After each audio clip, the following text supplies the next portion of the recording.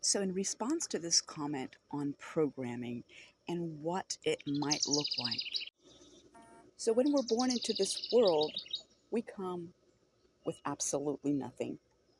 No name, no identity, no attached self. It's like we are hidden in this body of a baby. Which reminds me that my first grandson was born last night. But for many of us, as soon as we're born, we are given an identity, a name, a gender, a place in the family. And probably by the time we're 7 years old, we have already formed an attachment to our identity. And then we have the world telling us who we must be. Who do you want to be when you grow up? And the educational system teaching kids that in order to really be worthy in this world, they need a 9 to 5, they need some sort of degree.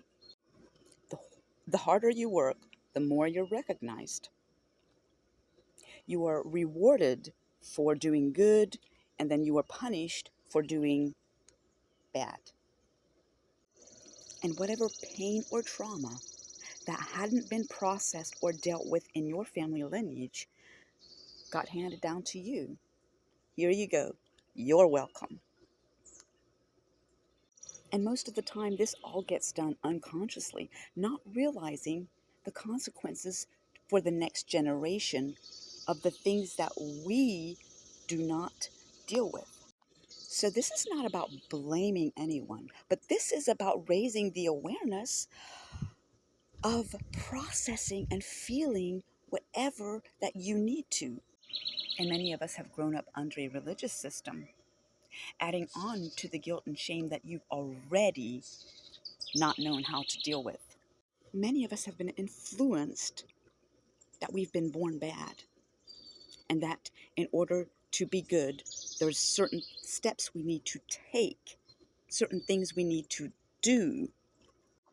And this programming is hidden deep into your subconscious mind, running on autopilot, because you don't even recognize it until you actually begin to have your consciousness open up and expand to see it. These are the programs that run in the background.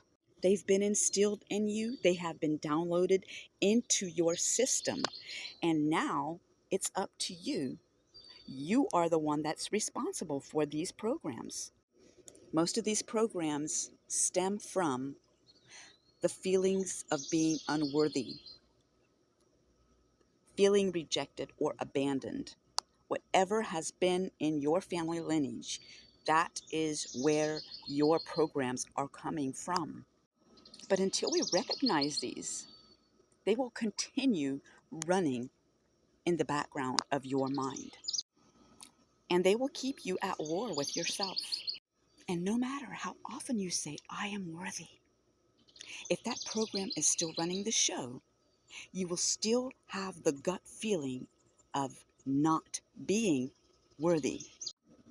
Very subtle, but it will still be there, preventing you from trusting in yourself, from believing in yourself, and it will keep you in the same loops and attachments. You will be able to see it by forming the same attachments over and over again in different people, relationships.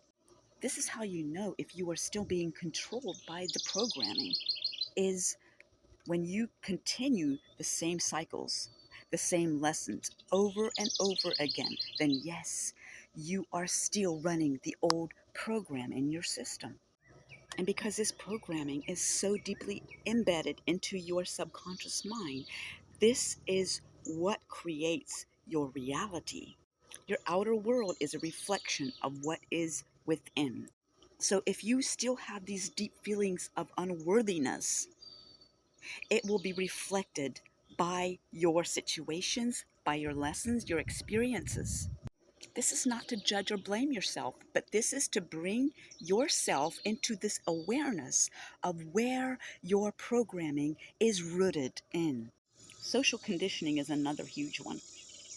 The world teaching you what your worth is based on your size, your color, all the beauty magazines. Like, come on, your worth is not based in your outward appearance. The marriage institution is another big one on what romance and relationships should look like. And most of it is based in expectations, on conditions, and attachments. And victim consciousness is a huge program that has been running probably all of us.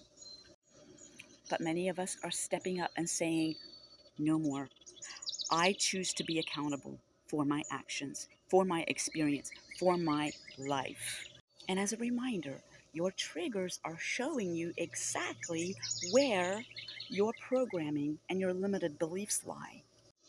My friend Michael said this: what if we could see our triggers and limiting beliefs as nuggets of gold? Which is a beautiful description.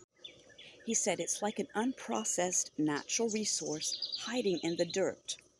Just like oil is useless in the form that's pumped from the ground, it has to be processed into a form that creates energy.